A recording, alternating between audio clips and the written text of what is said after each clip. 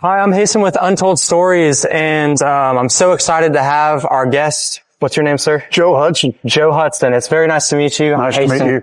And he's got a story for us. So what would you like to tell not only me, but our audience today? Oh, well, it's kind of a story that makes me look stupid, but back in the day, I had a good friend that played football for the University of Tennessee, and after one of the games, I got to go in the locker room, and I was kind of excited about that, never been in there, and Sterling Marlin was a NASCAR race car driver that won the Daytona 500. He's a big Tennessee fan, and I was going to get to meet him, so I was pretty excited about that. Anyway, I go in, and my buddy goes, "Hey, Joe, come over here. I want you to meet somebody." And I walked over to his little locker, and there was this kind of a short dude standing there, and he goes, "This guy here is an up-and-coming country singer, and his name is Kenny Chesney." Oh. And I said, he said, he's going to be huge. And I said, "Well, hey, it's good to meet you." And so we started talking, and we knew a bunch of people, the same people, because he grew up, here in Knoxville. And I didn't he go to like Gibbs? He went to Gibbs. Yeah. And like Morgan Wallen went to Gibbs too, something like that. Yeah. So, Morgan went to school with my daughter, actually. Oh, wow. But yeah, so I met Kenny, and we had a great conversation, and he wrote his phone number down. He said, "If you ever want to go, just call me. You could go backstage." So for the audience, like what year was this? Was this during like the prime, like 1998? This would have been type of like big UT? This would have been 96 or 97. Okay. And so I'm thinking more 96. I think it was Peyton's junior year. Wow. But it could have been his senior year. I just can't remember. I do remember this.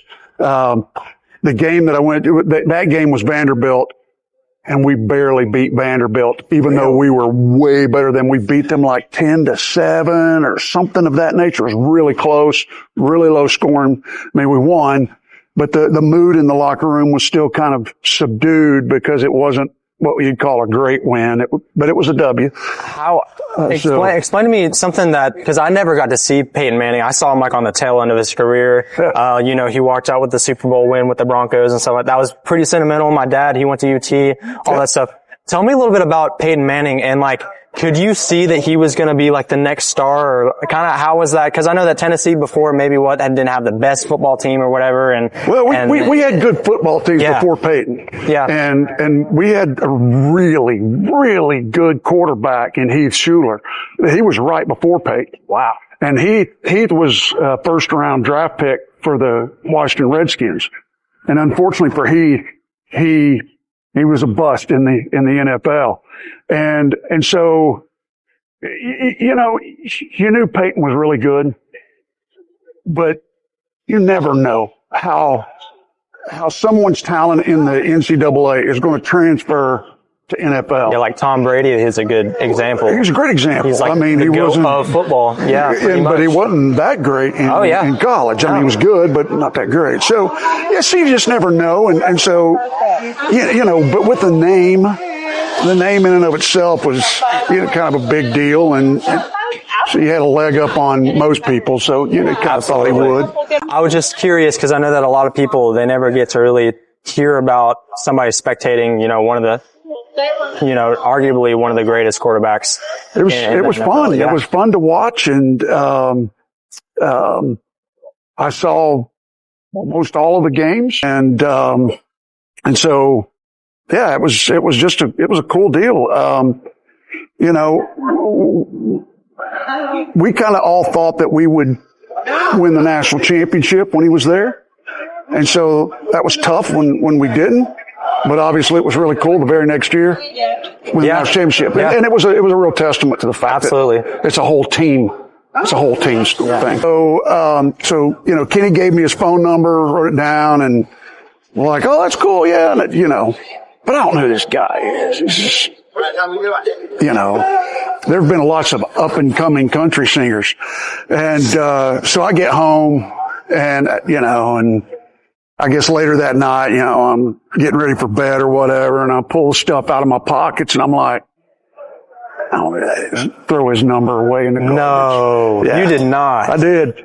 So, Yeah. And so, I always was like, if you want to be famous, meet me first. Give me your phone number and I'll throw it in the garbage and you'll become really famous. Because I later became, not to go into a big thing, but I became close friends with, Kelsey Ballerini's mom. This is before Kelsey was ever big. Yeah. So I knew Kelsey really, really well, but ended up not, dating her mom. That was my choice because it was after, I had. So you might have been a menace back in the day, a little bit, Yeah, it might have been. So anyway, yeah. So hey, that's my story. That's awesome. I mean, I really appreciate you sharing. And I do have just one last question. I know that you got to go. Fire away. He's got a birthday dinner with his son, but he's actually right there. Do you think that as a younger generation, we've maybe lost the sight of being in the moment with media and all this stuff going around? Absolutely. Now that's one of a boomer kind of thing to say, but it's true that people just get so wrapped up in this thing. Absolutely. And it becomes their life, and the things that you see on social media is what's real. And we all know that's not what's real. What's real is sitting with a complete stranger and sharing stories and taking time when you're sitting with your family even and talking instead of, hey, this is a great dinner, Mom and Dad. See those iPad kids all the time at dinners now, but it was great to meet you. Nice to meet you.